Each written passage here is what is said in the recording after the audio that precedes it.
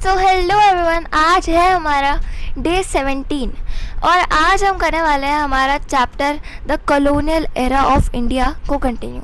तो सबसे पहले मुझे जल्दी से एक बार कमेंट सेक्शन में बता दो, आर यू रेडी? और अगर आपको बताना ही है तो आप कमेंट सेक्शन जहाँ होता है उसको जैसे जैसे स्लाइड करोगे तो वहाँ पे आपको एक क्विज मिल जाएगी जिसमें 2 ऑप्शन होंगे, येस या नो। तो वहाँ पे आप कोई भी एक ऑप्शन टिक कर सकते हो। तो जल्दी से हम स्टार्ट करते हैं। तो जैसा कि आपको पता है हमारा न्यू बैच स्टार्ट हो गया था और हाँ, ये एकदम फ्री है यूट्यूब पे। तो आप इस पर कैसे आओगे, सब्सक्राइब कर देना आपको। कौन से चैनल को? इस चैनल को, ड्रीम योद्धास, जो आपको दिख रहा है कुछ इस तरह, ये सब्सक्राइब का बटन है एंड इसको क्लिक करके आपको सब्सक्राइब कर देना है। एंड ये जो बैच था मैं आपको बता दूँ कि क्लास 6 और क्लास 9 दोनों के लिए था, ठीक है। तो हम आगे बढ़ते हैं। हम कर रहे थे हमारा chapter the colonial era of India, जिसमें हमने देखा था कि कौन से जो पावर से जो बाहर दूसरे कंट्रीज़ थे वो इंडिया के अंदर आए थे, ठीक है। तो सबसे पहले हमने देखा था यूरोपियंस, पहले ओवरव्यू लिया था, फिर उसके बाद हमने पोर्टुगीज़ के बारे में देखा था, फिर डच के बारे में देखा था एंड फिर उसके बाद हमने यहाँ पे है ना डच के बारे में देखा था। फिर उसके बाद उनका वॉर देखी थी, बैटल ऑफ कोलाशल। फिर उसके बाद हमने फ्रेंच के बारे में देखा था इंडिया के अंदर। देन फ्रेंच के बाद हमने एंटर द ब्रिटिश, यानी कि ब्रिटिश जिन्होंने 200 ईयर्स तक हमारे ऊपर रूल किया, उनके बारे में भी हमने हल्का सा ओवरव्यू लिया था। आज हम देखने वाले हैं इस नए वीडियो से कौन सी स्ट्रैटेजीज़ ब्रिटिश ने यूज़ की इंडिया को, मतलब पूरा ऐसे कॉन्कर करने में, ठीक है, कब्ज़ा करने में इंडिया के ऊपर। कौन सी स्ट्रैटेजीज़ थी जो उन्होंने यूज़ की। बट इससे पहले मैं आपको ये बताऊं, मुझे आपको ये चीज़ बतानी है कि मैंने आपको पिछले वीडियो में बताया था कि फ्रेंच बहुत चालाक लोग थे एंड उन्होंने वही सेम चीज़ें की थी जो ब्रिटिशर्स ने की थी, वो भी बहुत सालों पहले। तो उन्हें भी हम लास्ट में डिस्कस करेंगे। तो आप वो भी दिमाग में रख के चलना कि अगर मुझे याद नहीं रहा तो आपको वो समझ आ जाना चाहिए कि कौन सी स्ट्रैटेजीज़ जो मैंने आपको बताई थी वो यहाँ पे सिमिलर है ब्रिटिशर्स और फ्रेंच में, ठीक है। तो हम जल्दी से स्टार्ट करते हैं। पहली स्ट्रैटेजी, डिवाइड एंड रूल। तो ये स्ट्रैटेजी है डिवाइड एंड रूल। अब इसके आपको ये जो सेंटेंस है इससे आपको समझ आ जा रहा होगा, डिवाइड मतलब तोड़ दो और रूल कर लो, मतलब पूरा झगड़ा करवा दो पहले और फिर उन्हीं के ऊपर रूल कर लो। कोई भी 2 कंट्री है उनके बीच में हमने झगड़ा करवा दिया, फिर उनको खुद ही रूल कर लो। तो कुछ इस तरह यह पॉलिसी थी, ठीक है। इसका अब जस्ट ओवरव्यू। तो यहाँ पे देखो, from traders to political power brokers. तो ये ब्रिटिशर्स के बारे में बताया हुआ है कि जो ब्रिटिश ईस्ट इंडिया कंपनी के मर्चेंट्स थे वो ट्रेडर के रूप में आए तो थे, बट उन्होंने पॉलिटिकल रिलेशनशिप, मतलब ये पॉलिटिक्स में भी आने लगे। ये धीरे धीरे इंडिया को रूल करने का भी सोचने लगे।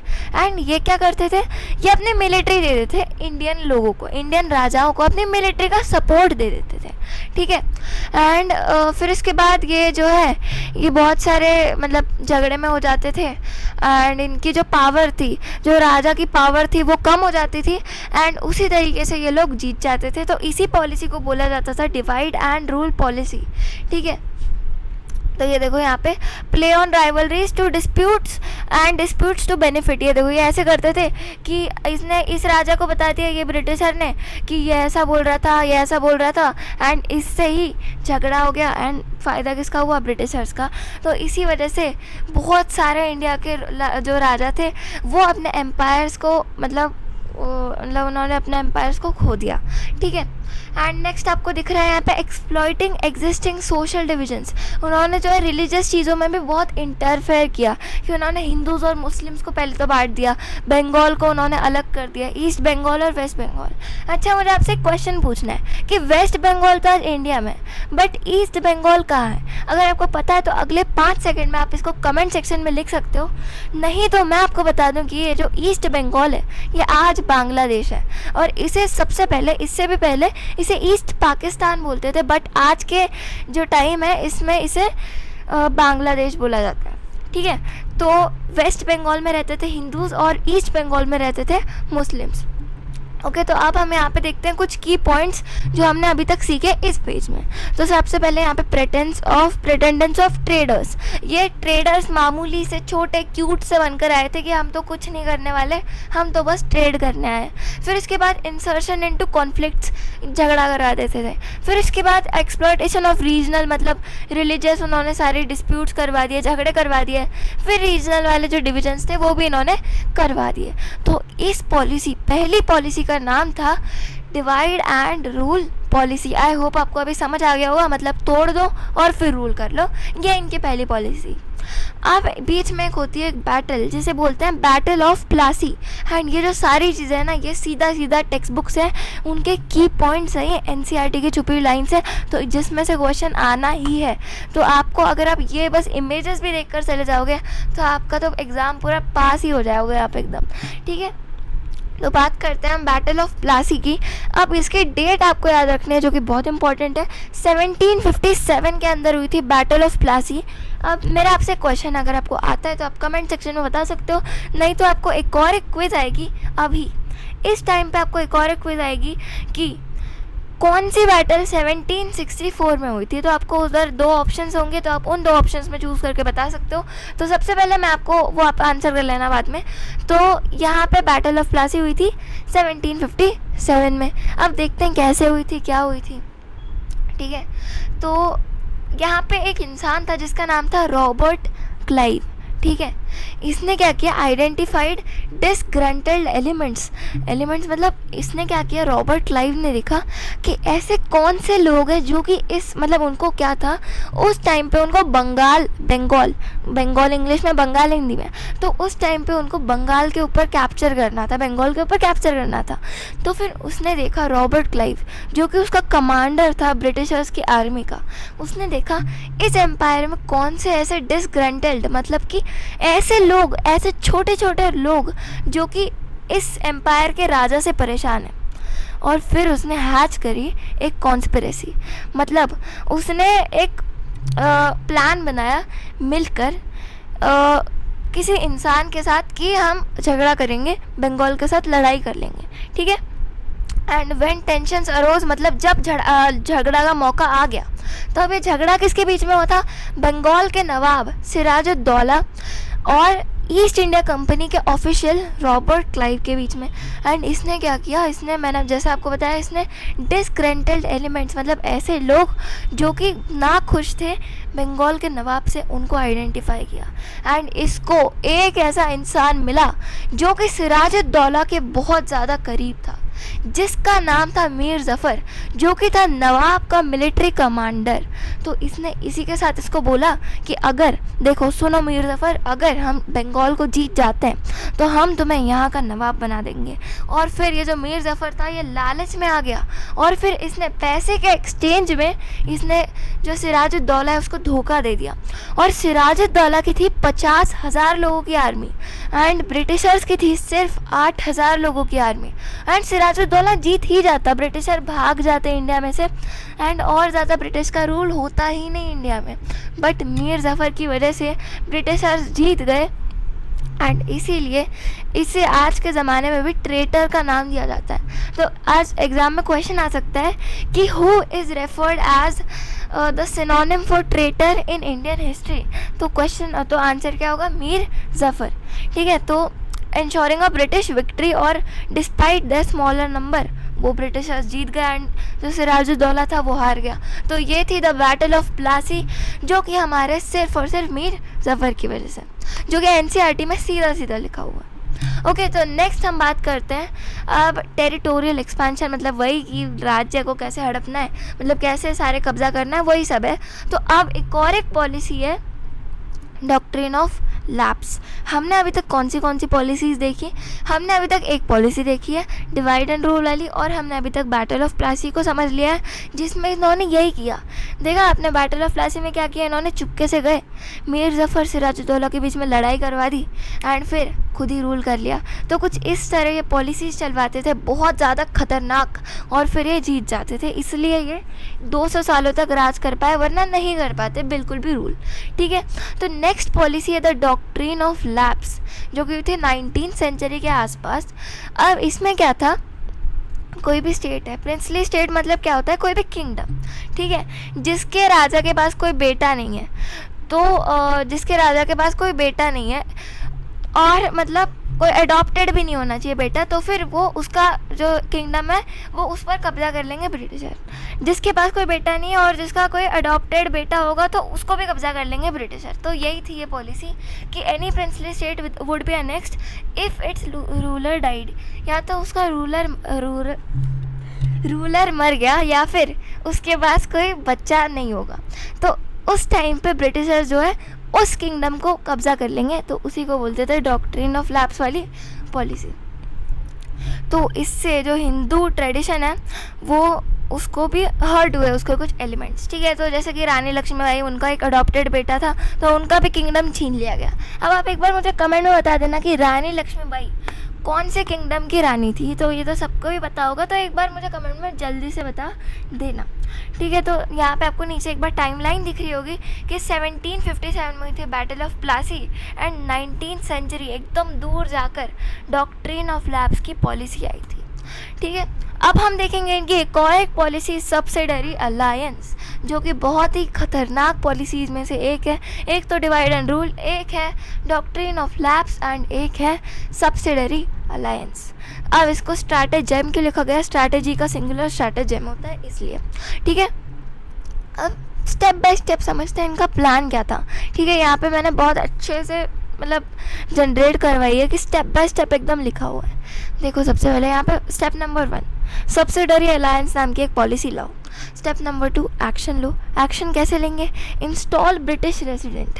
क्या बोलेंगे, हम कोई भी राजा को मना लेंगे, किसी भी राजा को उठा लो, उसको मना लेंगे कि राजा जी हम आपके दरबार में बस एक ब्रिटिशर का हमारा एक आदमी बस खड़ा कर दे रहे हैं। तो मतलब उसी का मतलब होता है ब्रिटिश रेसिडेंट, मतलब उन्होंने अपने एक आदमी को भेज दिया उनके दरबार में। अब इससे क्या होता है, आदमी भेजने से होता क्या है, ब्रिटिश रेसिडेंट से होता क्या है, क्यों, तो वो राजा जो है क्या होता है कि जो राजा है वो ब्रिटिशर्स के बारे में आप कुछ उल्टा पुल्टा नहीं बोल सकता, अब वो उनके लिए कुछ प्लान्स नहीं बना सकता उनको ख़त्म करने के लिए। तो इससे ये फ़ायदा हो गया, यानी ब्रिटिशर्स को अब उस राजा से कोई ख़तरा नहीं है, क्योंकि उनका एक आदमी तो उनके कोर्ट में ही बैठा हुआ है, तो राजा तो कुछ प्लान ही नहीं कर सकता उनके अगेंस्ट। और अब उनकी पॉलिसी क्या थी, ये तो बस उन्होंने पहले तो बिठा दिया था एक इंसान को उनके कोर्ट में राजा के। अब इनकी पॉलिसी क्या थी, इन्होंने करा क्या सब्सिडरी अलायंस में, इन्होंने बोला कि आप जो है आप अपनी आर्मी मत रखो, ठीक है, आप अपनी आर्मी बिल्कुल मत रखो, हम आपको प्रोटेक्ट करेंगे, हमारी आर्मी आपको प्रोटेक्ट करेगी। तो इन्होंने ऐसे ही किया कि इन्होंने 2-3 लड़ाइयाँ लड़ी एंड बाद में उन्हीं के राज्य को उन्होंने कब्ज़ा कर लिया। तो इस तरह उन्होंने बस ट्रिक करके उस राज्य को कब्ज़ा कर लिया कि पहले तो बोला हम आपको प्रोटेक्ट करेंगे, 2-3 लड़ाइयों में प्रोटेक्ट किया जिससे भरोसा आ सके एंड बाद में खुद ही कब्ज़ा कर डाला। तो यही थी, ठीक है। तो और हाँ, और ये जो बोलते थे ना कि आप आर्मी मत रखो और हम आपको हमारी आर्मी देंगे, तो आर्मी देने के लिए ऐसे थोड़े ना देते थे, पैसे भी लेते थे। तो ये पैसे भी अपना ले रहे थे एंड राज्य को भी मतलब कब्जा कर ले रहे थे।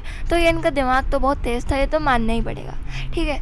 Conduct foreign relations only through British. अगर आपको बाहर कोई ट्रेड करना है तो आपको सिर्फ ब्रिटिशर की वजह से ट्रेड करना पड़ेगा, क्योंकि उनके पास तो आर्मी ही नहीं है, क्या ट्रेड करेंगे वो, तो उनके राज्य को कुछ मिल भी नहीं रहा था, उन्हें कोई बाहर की चीज़ें स्पाइसेस एंड बाकी जो जेम्स डायमंड्स ये कुछ मिल ही नहीं पा रहे थे, क्योंकि उनके पास खुद की आर्मी ही नहीं थी, ठीक है।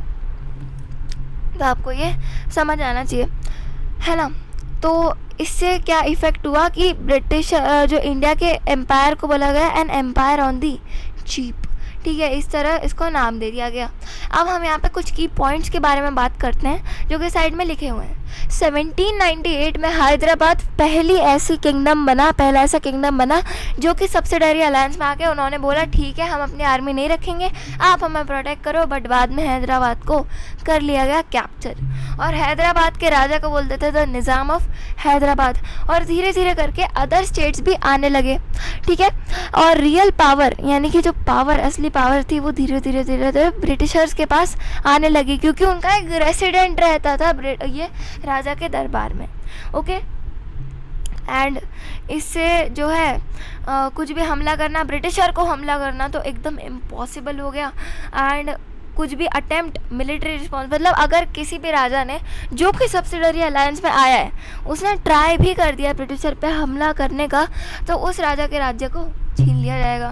तो राजा मतलब हर साइड से एकदम फंस चुका था सब्सिडरी अलायंस में आकर। तो आई होप आपको ये पॉलिसी भी समझ आ गई होगी। हमने अभी तक 3 पॉलिसीज़ देखी, divide and rule, doctrine of lapse and subsidiary alliance. तो पॉलिसीज़ यहाँ पर होती है ख़त्म।